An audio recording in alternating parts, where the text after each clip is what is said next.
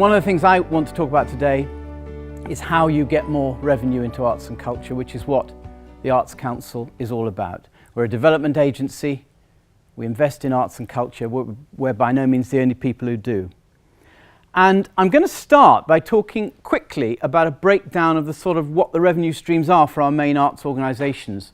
You mentioned them, Brian, the NPOs, National Portfolio Organisations. There are about 670 of them. Here's a rough breakdown of their revenue streams. About 27% of their money comes from the Arts Council. This is if you average all of them together. About 50% of their money comes from commercial revenues. So from their hospitality offer, selling tickets, all those sorts of things, sponsorship deals. About 12% of their money comes from other public funders and local authority, and about 12%, this may not add up exactly to 100, a further 12% comes from philanthropy, from fundraising, okay? And the trends there are that commercial revenue has been fairly buoyant because people like Jeremy are leading arts organisations and are great entrepreneurs as well as encouraging and investing in great art. Fundraising is increasing at a glacial pace because it's bloody difficult. We might reflect on that later. Local authority funding is going down because local authorities are under great pressure. And of course Arts Council funding has been cut, the taxpayer bit of it, not the lottery bit of it. The taxpayer bit of it's about 3/5 of our money. That's been cut by more than 30% since 2010. So I said in this interview, if you'd looked at arts organisations funded by the Arts Council 10, 20 years ago, the average would have been around 50% probably was Arts Council funding. And that isn't the case anymore. And that's why, because you can't rely on government funding, although it's very, very important, and we all support it. We'd like it to increase. And we certainly think it is that, you might say, initial money that can release a lot of the other monies we're talking about. I said that's why we need to diversify revenues. Now, Bob and Roberta Smith, most mysteriously, was watching this TV station, and he tweeted that I had said that arts organisations should only get 25% from the government, and that was a good thing, and they should get lots of money elsewhere. Well, of course, it's not a good thing to have less arts funding, public arts funding. We'd like to see more, but we're realistic. My point was, we have to be realistic or we don't survive. So he called for my sacking on Twitter. So I tweeted him back, and I said, well, if I'm going to be sacked next week, would you colour in my P45, please? And he did. That's my P45 coloured in by Bob and Roberta Smith. But were Bob and Roberta Smith here today, it's really a guy called Patrick Brill, as you probably know.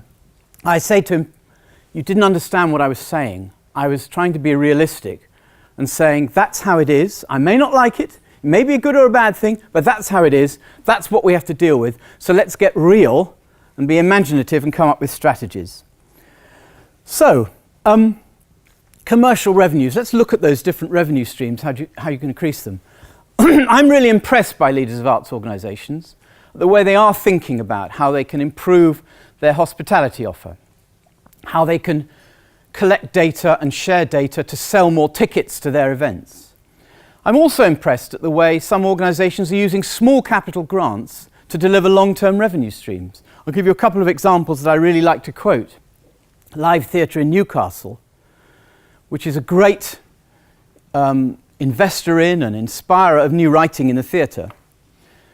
They got a small capital grant from the Arts Council a few years ago to make them partners in a gastropub next door. That now delivers them, that business that they are partners in, delivers them £90,000 a year net to invest in their new writing fund. The Yorkshire Sculpture Park that many of you may have been to, which is a brilliant Henry Moore exhibition on at the moment. They got a small capital grant from the Arts Council to put a pay ticketing system in their car park. And that now delivers them, it was a capital grant of £250,000, and it's going to deliver them £400,000 a year in perpetuity. And all I'm saying is we need to be more imaginative. You know, lots of government agencies and local authorities find it easier to spend capital than they do to provide revenue funding, because they can write it off over several years. There's less pressure on capital spending. And small capital grants that in your organisation can yield long-term revenue is a really interesting area. I don't think we make nearly enough. So in that area of commercial revenues, we need to be more imaginative, but I'd like to pay tribute to many of the arts leaders today who have an entrepreneurial flair and are doing that. Fundraising. 80% of the fundraising for arts and culture is raised in London. Even that isn't enough for London, let alone the difficulty of fundraising for arts and culture outside London. But arts and culture has a major challenge in fundraising because only between 1 and 2% of the money raised for charity in this country goes to arts and culture. And yet we would argue arts and culture is so important and so critical to our lives, our quality of life, our society, our identity, our education, our economy. 1%, 1.5%. We did a survey a couple of years ago with YouGov. Only 8% of the public knew that arts and cultural organisations were charities. If you asked that question about paying for a cancer machine at the local hospital, that number would have been 95%. So arts and culture has a real image problem because it's got the benefits of being a charity, but it's not exploiting those benefits. And that means articulating what the benefits of arts and culture are. And a lot of artists don't like doing that because they say, this is my work and this is how I communicate. Bugger the rest of it. I don't want to talk about the benefits, the intrinsic benefits of art, the benefits of society, education, the economy. But do you know something? We have to. And actually, if you want public funding these days, with the pressure on public funding, you need to be able to articulate the benefits. And each arts organisation delivers fantastic benefit, and it's not the same. Each arts organisation will put together a different argument to explain it. So there's a lot of work to be done in fundraising. In parallel with that, the Arts Council is doing quite a lot of work trying to get fundraising skills up, trying to bring in a new generation of professional fundraisers. We've got a new course accredited by Leeds University. We're trying to get boards to be better. You know something, boards, people go on boards because they think they're special or posh or their opinions are worth it. Sorry, got news for you. If you're on a board, get on with it. Support your organisation. Get involved in the fundraising. You may not be wealthy, but you can find money elsewhere. Every member of every arts board has a responsibility to fundraise for that organisation. And I would bet you that half of them don't think that. So that's something they need to think about. Lastly, I wanted to talk about this tricky area of social enterprise investment, Jeremy, where you, in a very impassioned and I think entirely understandable way, said, well, why don't they talk our language? And, you know, what are they? Well, it's an interesting thing, isn't it? I personally predict that in 20 years' time, one of the important revenue streams for arts and culture will be social enterprise investment. There will be new forms of loan and equity finance for arts and cultural activity, where people may not want to give the money, but they're happy to lend the money, probably get the principal money back, and say, do you know, I don't want a dividend on that money. The dividend for me is the delivery of public good of what you do. But you'd have to articulate that public good and demonstrate it, which is not something, as I say, everybody likes to do. And I think arts organisations to do that, and I think Jeremy underlined that, but you have succeeded, so don't hide your light under a bushel. You do need to speak a new language. We do need new skills in executives in arts organisations and on boards that can take on loans and equity deals. And that is a different set of skills to what we're used to, but we're going to need it.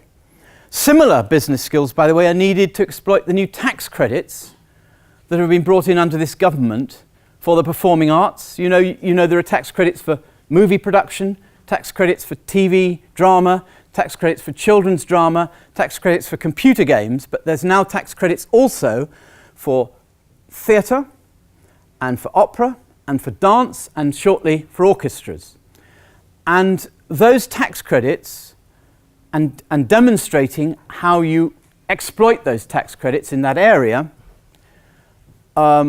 require a whole set of skills, and the Arts Council, amongst others, has been working very hard with the relevant arts organisations to say, how do you do that? Because you have to set up a special purpose vehicle.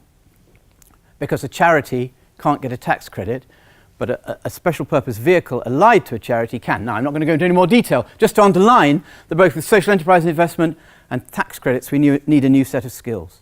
But if I can now conclude, which, looking by the fidgety expression on your face, I need to, I wanted to say that putting all that on one side and all that detail,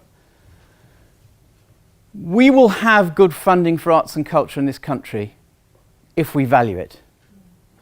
You're in this room because you do value it, and many of you are practitioners.